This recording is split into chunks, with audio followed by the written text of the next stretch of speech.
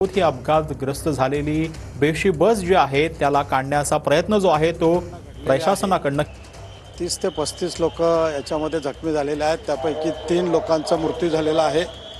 3 लोक ते 4 लोक अतिशय सिरियस आहेत आणि बाबा हॉस्पिटलमध्ये ह्याला घेऊन गेले होते। तातडीने अनेक ॲम्ब्युलन्सची मदत घेऊन खाजगी हॉस्पिटल असेल, शासकीय हॉस्पिटल असतील, राजेवाडी असेल, सायन हॉस्पिटल असेल आणि 7 हिल हॉस्पिटलमध्ये भरती करण्याचं काम सुरू आहे।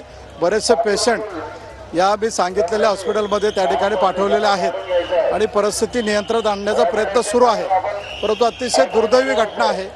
या ठिकाणी असं सांगितलं जाईल की अतिशय तरी ते आतमध्ये गेटमध्ये घुसले म्हणून बरं झालं, नाहीतर ती गाडी जर पुढे जात राहिली असती तर अजून हा मोठ्या प्रमाणात अपघात झाला असता।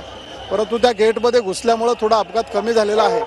या पद्धतीने अतिशय दुर्दैवी घटना घडलेली आहे। स्थानिकांचा आरोप आहे की कुठेतरी बस ड्रायव्हर यांनी ड्रिंक केलेलं होतं। तसेच चालक आता सध्या ताब्यात आहे का त्याच्याबद्दलची काय माहिती आहे आणि जखमींना तसेच जे मृत्यू झाले त्यांना काही मदत मिळणार आहे? तसं जोपर्यंत पाहणी करत नाही, पोलिसांचा अहवाल येत नाही, तोपर्यंत कुणावरती आरोप करणं हे चुकीचं होईल।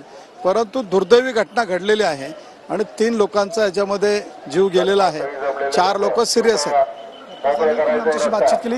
या ठिकाणचे स्थानिक आमदार आहेत चांदिवलीचे मामा लांडे यांनी आपल्याला प्रतिक्रिया द्यावी आहे। जवळपास 3 लोक या ठिकाणी मृत्यू झाले असून तसेच जवळपास 30 ते 35 लोक या ठिकाणी जखमी झालेले आहेत अशी त्यांनी माहिती दिली आहे। कॅमेरा पर्सन कृष्णासह मी ऋतिक गणकवार, TV9 मराठी, मुंबई।